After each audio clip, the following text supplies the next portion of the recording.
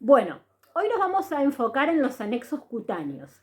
Los anexos cutáneos son invaginaciones de la epidermis, ¿sí? Es decir, en esa formación de la epidermis, cuando se comienza a formar la epidermis, también se comienzan a formar los anexos cutáneos, es decir, las células que conforman al pelo son células que habitan en epidermis, ¿sí?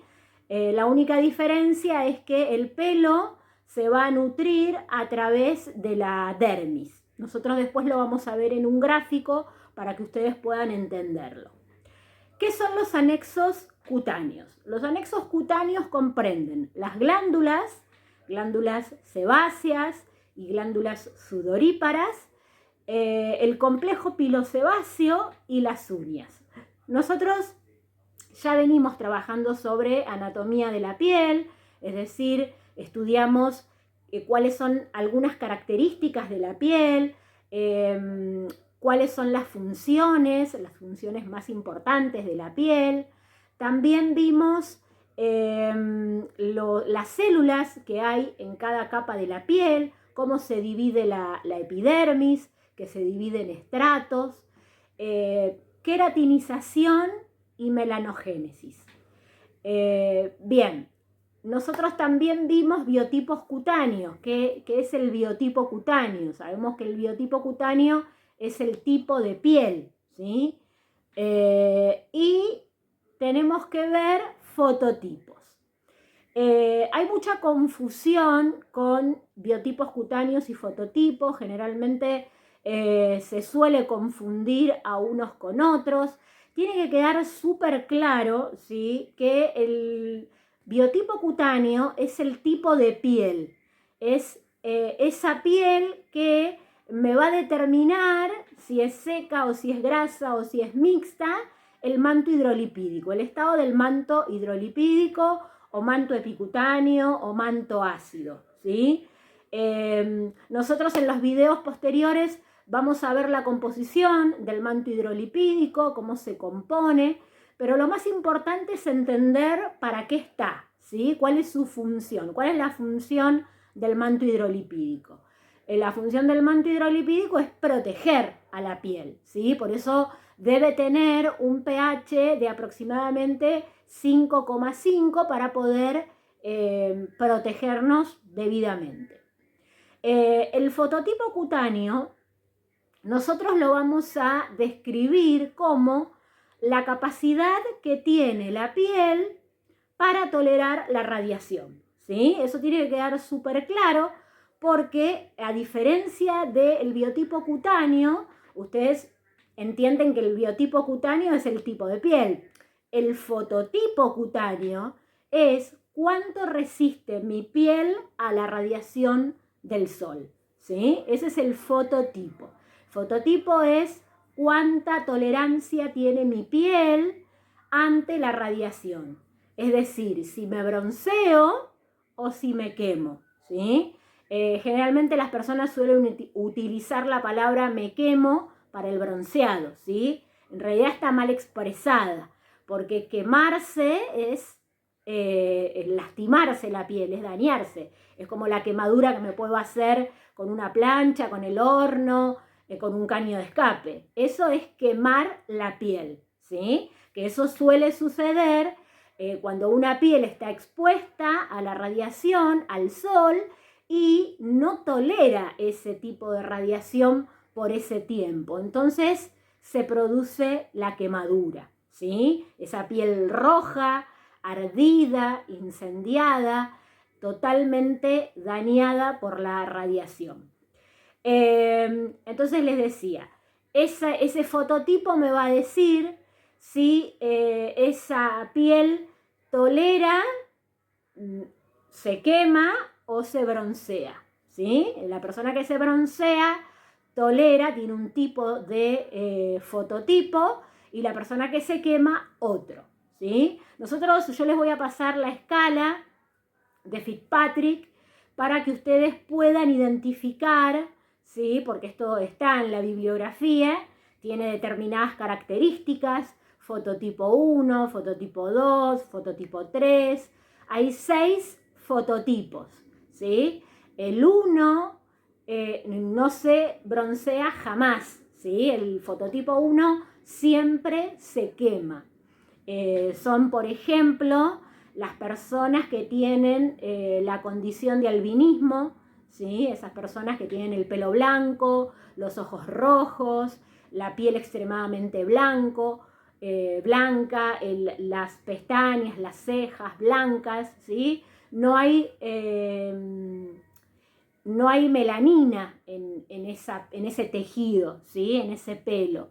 Entonces la piel está totalmente desprotegida, ¿sí? Porque en el proceso de melanogénesis, la melanina está justamente para poder absorber la radiación solar, para poder cuidar el ADN de la célula, ¿sí? El fototipo 1 es ese fototipo que siempre se quema, es una piel extremadamente delicada, entonces hay que tener mucho cuidado con el tema de la radiación, ¿sí? Pero bueno, las personas que son albinas suelen ser de este fototipo de piel. Después los vamos a ir viendo, ¿sí? Uno por uno, vamos a ir describiendo uno por uno. Esto es para que ustedes tengan un conocimiento aproximado, ¿sí? Nosotros generalmente, las personas que viven en Latinoamérica, generalmente casi todas se broncean, ¿sí? Somos fototipo 3, nos bronceamos sin ninguna dificultad, ¿sí? Tenemos un color de pelo específico, un color de ojos específicos, pero ustedes, más allá de ese tipo de características, ¿sí?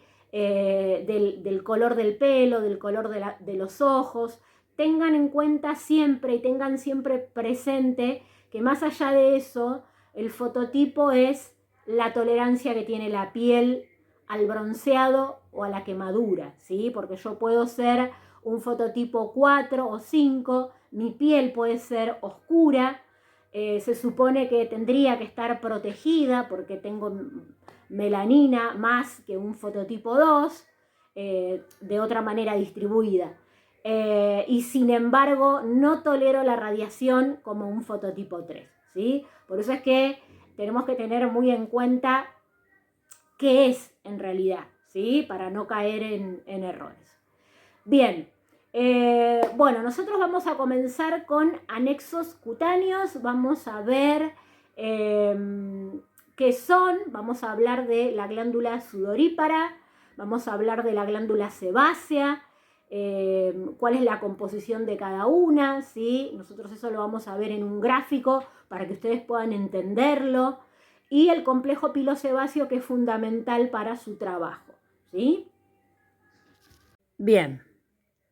Bien, bueno, entonces dijimos que los anexos cutáneos son las glándulas sudoríparas y sebáceas, el complejo pilosebáceo y las uñas. Vamos a ir viendo uno por uno para que ustedes puedan identificar en qué plano, en qué corte de la piel está, ¿sí? La importancia que tienen las glándulas sudoríparas y las glándulas sebáceas y el complejo pilosebáceo. Bien, vamos a hablar de la glándula sudorípara. ¿Cuál es la función más importante? ¿Sí? La de producir sudor, ¿no? Yo acá tengo mi marcador, lo voy a ir utilizando a medida que vamos viendo. Ahí.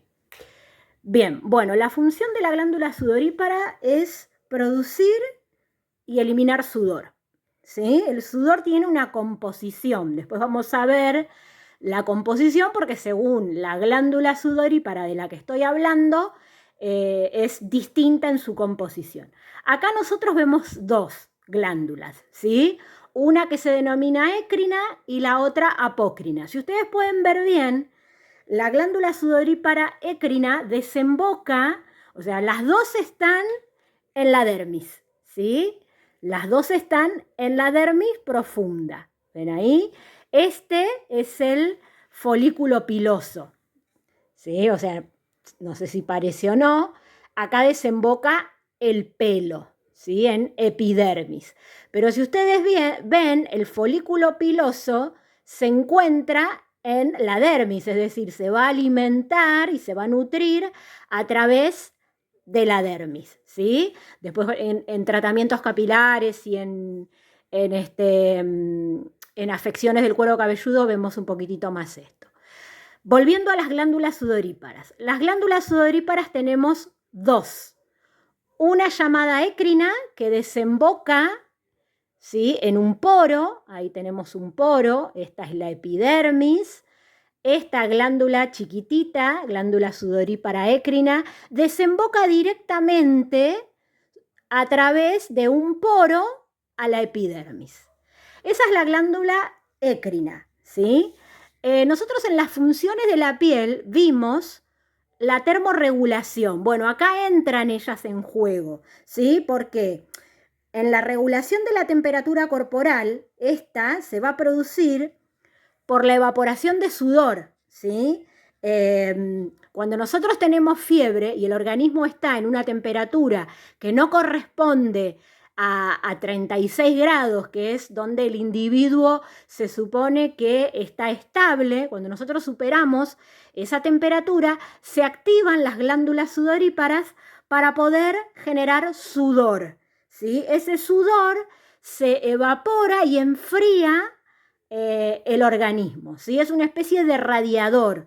Siempre lo pongo como ejemplo en el funcionamiento de un radiador que trata de mantener frío el motor para que éste no se dañe. Esto es lo mismo, ¿sí? Las glándulas producen sudor, ese sudor se va a evaporar y va a enfriar la piel para poder mantener al organismo equilibrado, ¿sí? Eso es lo que hacen las glándulas. Pero si ustedes ven, nosotros tenemos una que desemboca en epidermis y otra llamada apócrina que está adherida al folículo, ¿sí? Y que va a desembocar en el pelo, ¿sí? Nosotros acá me faltó la sebácea, no la hice para no confundirlo, ¿sí? Porque ahora estamos viendo glándulas sudoríparas. Pero ustedes tengan en cuenta que nosotros tenemos dos, ¿sí? Tenemos la écrina, que desemboca en epidermis directamente a través de un poro, y tenemos la apócrina, que está adherida a lo que es el folículo y desemboca en el pelo, ¿sí? La tenemos ahí junto al pelo, que es donde va a desembocar. Por eso estas glándulas sudoríparas, si ustedes la ven, yo traté de dibujarla lo más parecido posible. Estas son 10 veces más grandes que estas. Estas son pequeñas, ¿sí? Y generalmente las apócrinas tienen esas glándulas, excretan un sudor con un tipo de olor, ¿sí? Porque están ubicadas, imaginen, piensen, usemos el sentido común, están adheridas estas al pelo. Entonces, donde yo tengo pelo, tengo una glándula sudorípara apócrina, ¿sí? Donde yo tengo pelo, que está adherido al folículo, tengo una glándula sudorípara apócrina, ¿sí? Entonces, con esta información yo puedo decir, bueno, entonces las glándulas sudoríparas apócrinas, si yo sé que desembocan junto con el pelo, las puedo encontrar ¿dónde? En la zona genital, en las axilas, en la zona perianal, en todos esos lugares donde hay pelo, ¿sí? En cambio, las écrinas no. Las tengo en las palmas de las manos, en las plantas de los pies. Bueno, vamos a ver bien cuál es la función de cada una.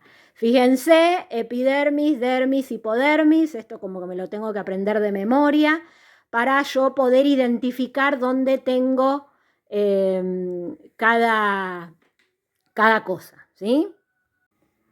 Bueno, ahí vamos a ver otras funciones de la glándula sudorípara. Ahí yo las anoté, ¿sí? Para que ustedes puedan memorizar estas que son las más importantes, ¿sí? Tenemos el sudor tiene la función de excretar toxinas, ¿sí? Ese sudor tiene la capacidad de excretar desechos y mantiene el equilibrio hídrico de la piel, ¿sí? Hidrata la capa córnea. Acá yo les hice, ¿sí? Si ustedes recuerdan anatomía, la epidermis tiene estratos. Desde la profundidad a la superficie tenemos el basal, ¿sí? Esa es una S, no es una G. El basal, que es el estrato germinativo, donde el queratinocito nace. El estrato espinoso, el estrato granuloso. En algunas partes, en algunas zonas, la piel tiene al estrato lúcido, ¿sí? En algunas zonas. Por lo general, nosotros tomamos a los estratos de la epidermis en basal, espinoso, granuloso y córneo. Hidrata la capa córnea, ¿sí? El estrato córneo en realidad. Este sería el estrato córneo. Recuerden que la epidermis es avascular, no hay vasos sanguíneos ahí, la piel se hidrata, entre otras cosas, a través de la sangre. Nosotros lo vimos en anatomía. Entonces el estrato córneo carece de hidratación propia, esa capa de la piel, la epidermis, carece de hidratación a través de la sangre porque es avascular. Entonces una manera de poder mantener esa hidratación es a través del sudor, ¿sí? A través del sudor que hidrata el estrato córneo. Aporta el sudor de la glándula sudorípara, aporta componentes al factor natural de humectación. Acá esto significa factor natural de humectación o hidratación, FNH. Después lo vamos a ver en el manto hidrolipídico también. Es antifúngico, ¿por qué? Porque en su composición, el sudor, en su composición, es antifúngico y antiséptico, ¿sí? Por eso tiene un pH ligeramente ácido, ¿no? Volviendo al manto hidrolipídico, que está compuesto por sudor y sebo, sudor de las glándulas sudoríparas, y sebo a través de las glándulas sebáceas. Tiene que tener una acidez, una leve acidez para poder mantener esta propiedad, ¿sí? La de ser antifúngico y antiséptico. Bien, ahí vamos a ver la composición del sudor, ¿sí? El sudor tiene una composición incolora, un 99% de agua, sales, cloro, potasio, sustancias orgánicas, como por ejemplo urea, ácido pirúvico, ácido láctico, ¿sí? Por eso es que el sudor tiene un pH ligeramente ácido, que ronda entre los 4 y 6, ¿sí? Y bueno, ahí hay cantidades muy bajitas de glucosa y proteínas, ¿sí? Por lo general, miren, si ustedes ven 99% de agua, la importancia nuevamente del agua en el organismo, ¿sí? Para poder mantener bien todas esas funciones, ¿no? Que debe cumplir la piel para poder mantenerse, la importancia del agua en nuestro organismo.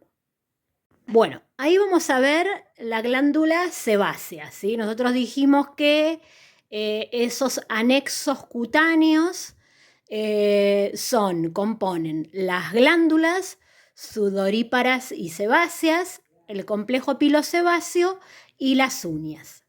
La glándula sebácea, acá sí yo lo puse ahí arriba para que siempre lo tengan en cuenta, son estimuladas por los andrógenos y son inhibidas por los estrógenos, ¿sí? Es decir, hay un componente hormonal que va a determinar esa abundancia, esa actividad en realidad de esta glándula, ¿sí? Por eso, bueno, ustedes no ven acné, no ven esa patogenia, ¿sí? Pero cuando se ve acné, se estudia mucho, se trata de poder comprender mucho el funcionamiento de la glándula sebácea, porque cuando está esta piel muy grasa seborreica o hay alguna alteración como lo es el acné, siempre tenemos que tener en cuenta que hay una disfunción hormonal, ¿sí? Porque la glándula es estimulada por los andrógenos. Son glándulas holócrinas. ¿Qué significa esto? Se caracterizan ¿por qué? Porque las células que las forman se destruyen durante el proceso de secreción, ¿sí? Por eso se las llama holócrinas. Acá yo no dibujé epidermis, dermis, hipodermis, pero si ustedes vieron el videíto anterior, tenemos, acá creo que me salió un poco mejor el folículo piloso, ahí tenemos el pelo que sobresale a la epidermis, y ahí ven a la glándula sebácea que se está adherida al pelo. ¿Ven ahí?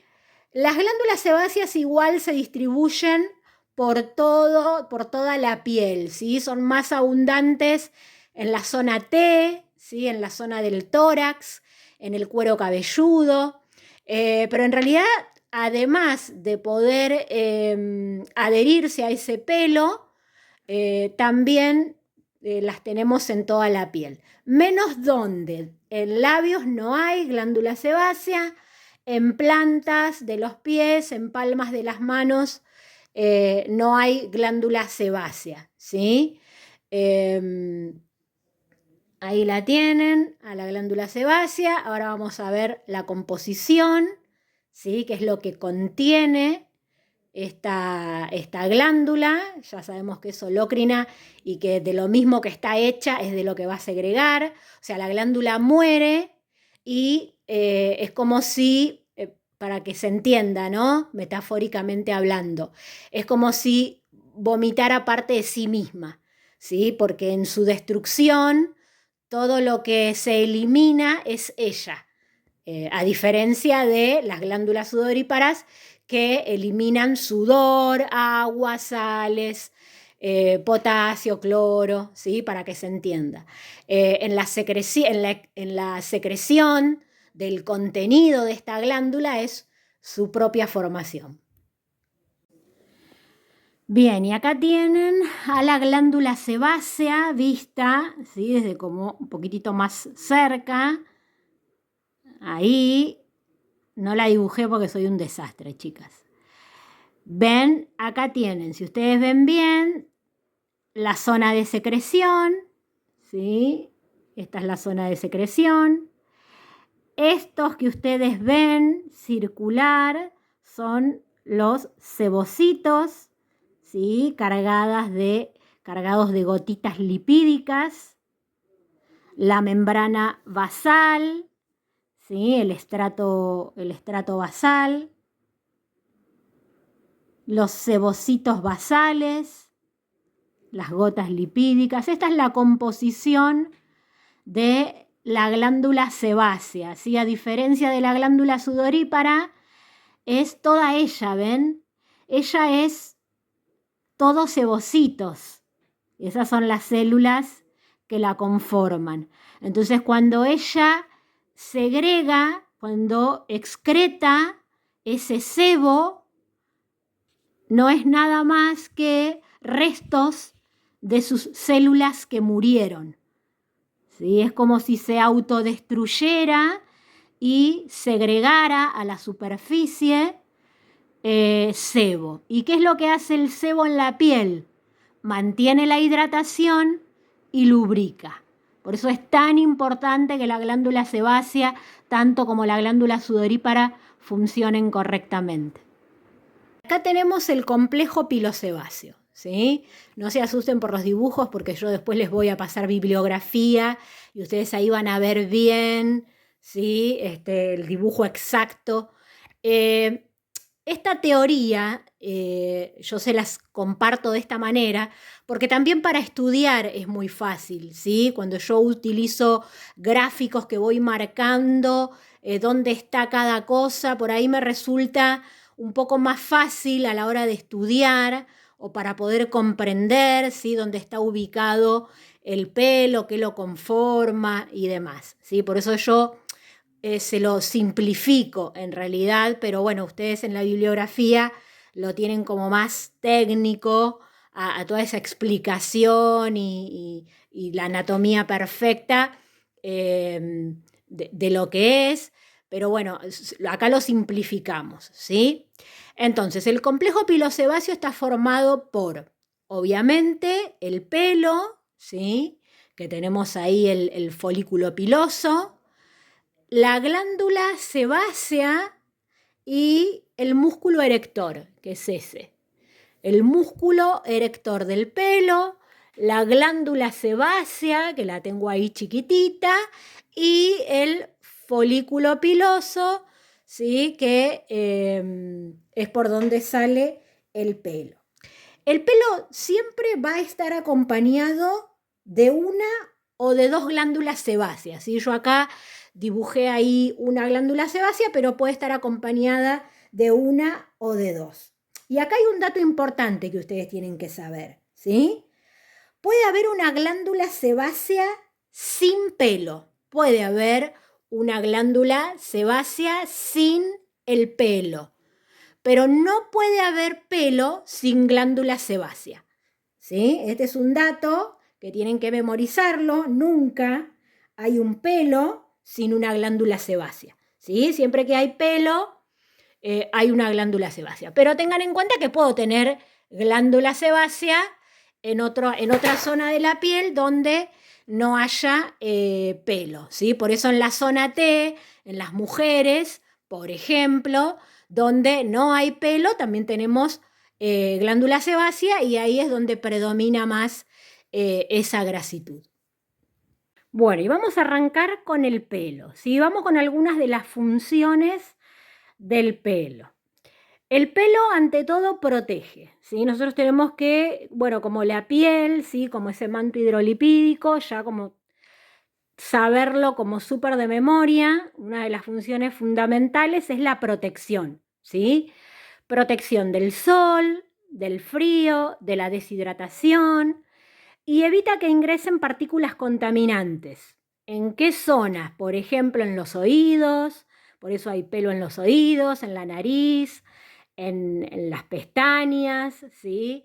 En esa zona donde a veces nos encarnizamos por sacarlo por una cuestión cultural, ¿sí? Porque a veces queda feo o por ahí es más prolijo tener menos cantidad. En realidad el pelo está ahí de manera particular porque lo que hace es proteger, ¿sí? Entonces también cuidado con zonas donde debe estar el pelo y nosotros lo sacamos por una cuestión cultural estética. Tengan en cuenta que el pelo tiene que estar, ¿sí? Esto para mayor protección, ¿sí? Bueno, vamos a comenzar con el pelo, ¿sí? Vamos a ver algunos conceptos importantes para que ustedes vayan estudiando de a poco, ¿sí? Pero bueno, esto es fundamental que ustedes lo conozcan. Después, obviamente, con la experiencia van a ir aprendiendo otras cosas, pero lo fundamental es entender algunos conceptos. Bueno, el folículo piloso, ¿sí? El folículo piloso no es nada más que la cavidad, esta es la epidermis, ¿sí? La cavidad donde se hospeda el pelo, ¿sí? Nosotros sabemos que esa epidermis está en esa superficie, hay una invaginación, o sea, una depresión hacia abajo y vuelve a surgir hacia arriba, ¿sí? Esto es lo que es, estos son los anexos, ¿sí? Porque a esto se le dice invaginación. Epidermis, en superficie hay una depresión hacia la dermis, de hecho el folículo está en la dermis profunda y vuelve a, a resurgir esa epidermis, ¿sí? Esa invaginación. Ahí es donde el folículo piloso, ahí es la cavidad donde se aloja el pelo. Bien, la raíz. Acá la raíz tenemos, vamos a ir separando, ¿sí? De a poco, vamos a ir como desmembrando a ese pelo. Células vivas no queratinizadas, ¿sí? Es decir, la queratina le confiere dureza al pelo, ¿sí? Si nosotros vemos el pelo externo, ya ahí tendríamos células queratinizadas, ¿sí? Pero en la raíz, un poco más profundo, las células están vivas, ¿sí? Acá yo tendría como estrato córneo, ¿sí? Por eso es que cuando cortamos ahí el pelo no sangramos ni nos duele, ¿no? Porque esas células ya están cornificadas. Acá en la raíz las células vivas no están queratinizadas. Tenemos una vaina protectora, ¿sí? Acá hay una protección interna y una protección externa. Esa vaina que recubre al pelo nos protege no solo internamente, sino también externamente a ese pelo, ¿no? Después tenemos la papila dérmica. Nosotros tenemos al folículo, bueno, acá no está bien dibujado, ¿no? Ahora después en el otro gráfico lo vamos a ver bien.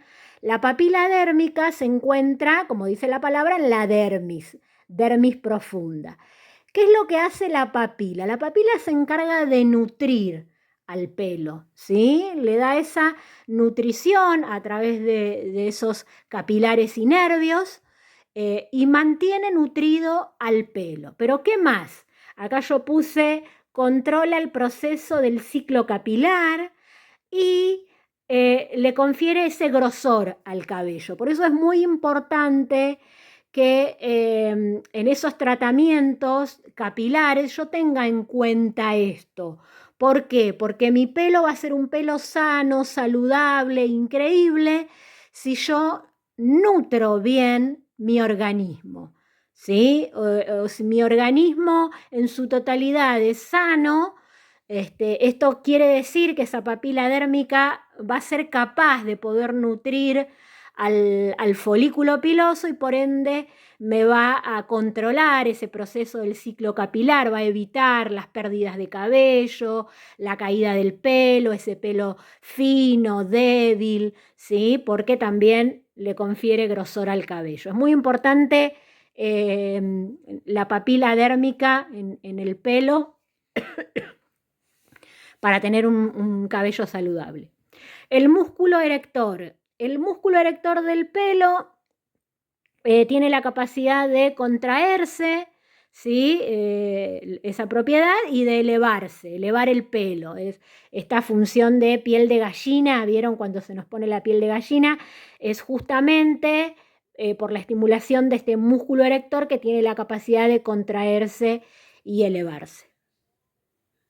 Bueno, seguimos con pelo, ¿sí? Esta partecita es un poco más larga, pero bueno, es importante que la tengan también, fundamental.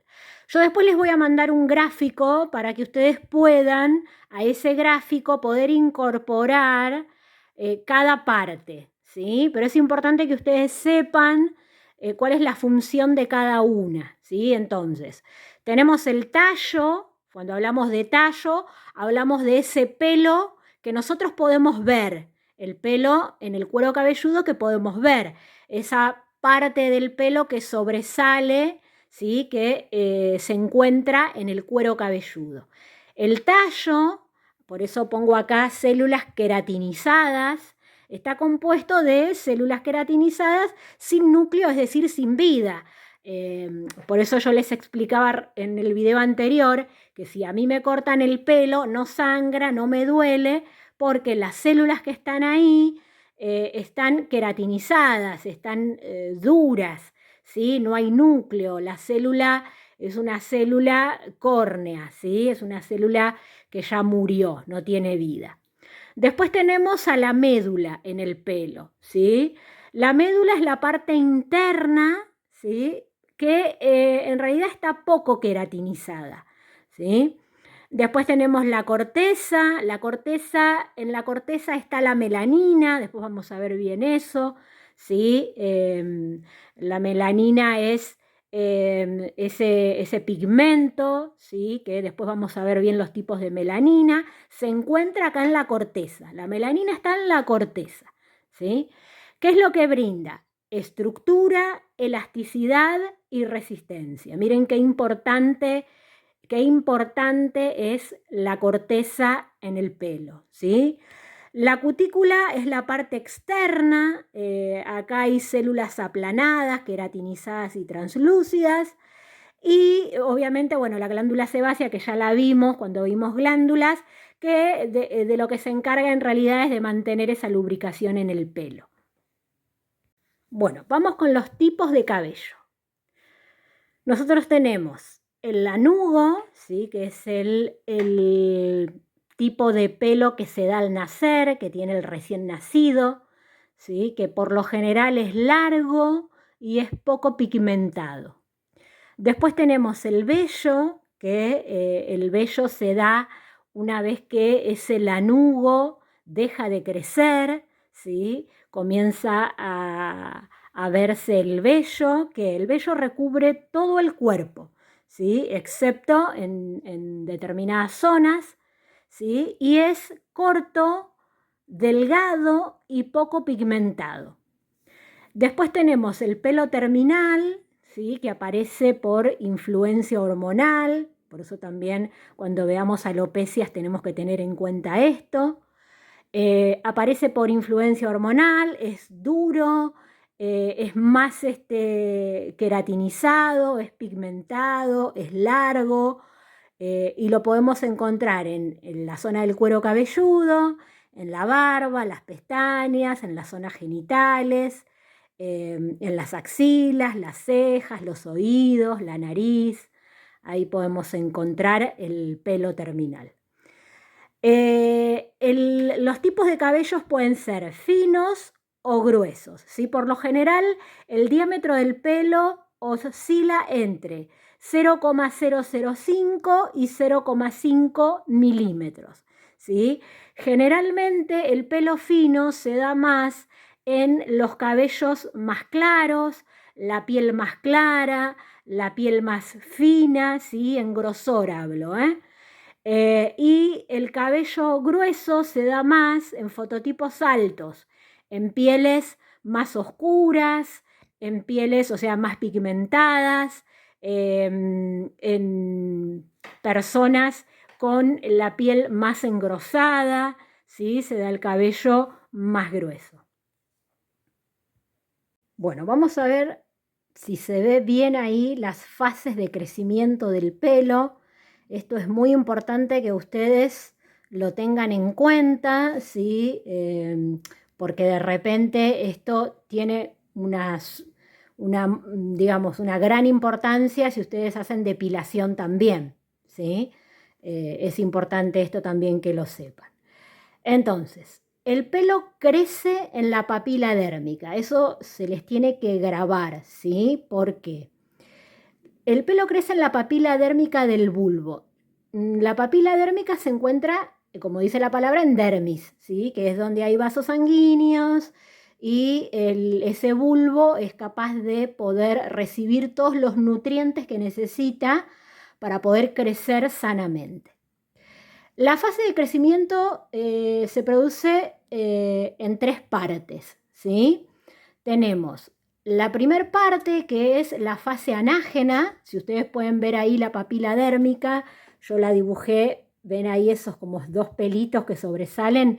Esa es la papila dérmica. Lo dibujé de esta manera para que se pueda comprender mejor.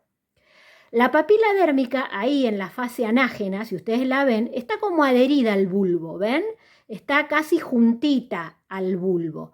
¿Qué significa esto? que no están juntos. El bulbo piloso y la papila dérmica están juntos. Entonces, en este proceso, en esta fase, que generalmente se encuentra en el 90%, el pelo se encuentra en esta fase, el pelo acá tiene un crecimiento productivo, hay una actividad, ¿sí? Hay mucha actividad acá. Esto sucede, esta fase, entre 2 y 3 años, es decir, entre 2 y 3 años hay esta actividad de fase anágena, ¿sí? Por eso se da en un 90% del pelo, el pelo está en ese 90%, si no estaríamos pelados, ¿no? Que también este es otro factor que influye en que no todas las fases de crecimiento van a suceder en el mismo momento, ¿sí? Después tenemos la fase catágena. La fase catágena, que acá pongo 1 y después puse 9 los porcentajes, esto sucede, este es el 1%, el pelo está en esta fase, ¿sí? En esta fase catágena. El pelo deja de crecer, es como que el pelo ahí para, hay un periodo de transición, ¿sí? Es como que ven ahí la papila dérmica ya está un poquitito como más quieta, ¿no? Como inactiva, diría yo.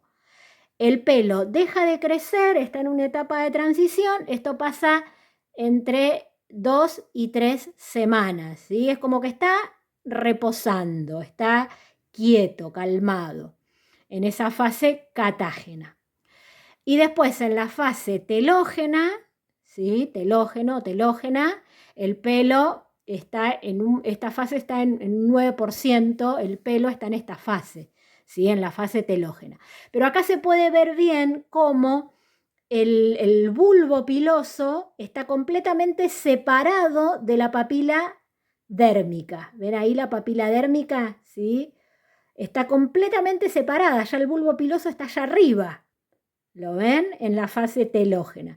¿Qué quiere decir? Que el pelo acá está quieto y a punto de caer, ¿sí? En una fase donde el pelo ya cae, está a punto de caer. Esto dura entre 1 y 3 meses, ¿sí? Esta fase. Y con esa caída vuelve a comenzar el ciclo de fase anágena. Una vez que cae, que estoy en fase telógena, que es donde cae, ¿sí? El pelo, vuelve nuevamente como si fuera una especie de sistema circulatorio donde hay un ida y vuelta, el proceso anágeno, que es nuevamente el crecimiento del pelo. Y como les decía antes, el pelo, no todos los pelos tienen la misma fase, ¿sí? No todos están en ese camino de esa misma fase, porque si no estaríamos pelados, ¿sí? Si todos los pelos están en la fase telógena. Generalmente casi todos están en la fase anágena, ¿sí? En esa fase de reposo, el 1%, en esa fase de caída, en un 9%, ¿sí? Bien, bueno, vamos a hablar de la melanina. La melanina es un pigmento que tiene la capacidad de generar ese color en la piel, en los ojos y en el cabello, ¿sí? Nosotros tenemos dos tipos de melanina, la eumelanina y la feomelanina. La eumelanina tiene la capacidad de darnos esos colores según la cantidad que tenga cada individuo, más cantidad de eumelanina, menos cantidad de eumelanina. Los colores en la eumelanina son colores oscuros como el negro y el castaño, ¿sí? Son los responsables de este color, más negro o más castaño. Y la feomelanina es responsable de ese pigmento más rojizo, amarillento, ¿sí? Los melanocitos son células que están en epidermis y son los responsables de producir la melanina, ¿sí? La cantidad y el tipo de melanina es lo que va a determinar el color en la piel o el color en los ojos o el color en los cabellos, ¿sí? Así que tengan en cuenta que todos tenemos ambas, pero siempre hay más predominancia de una que de otra. Es por eso que a partir de ahí se generan los fototipos cutáneos.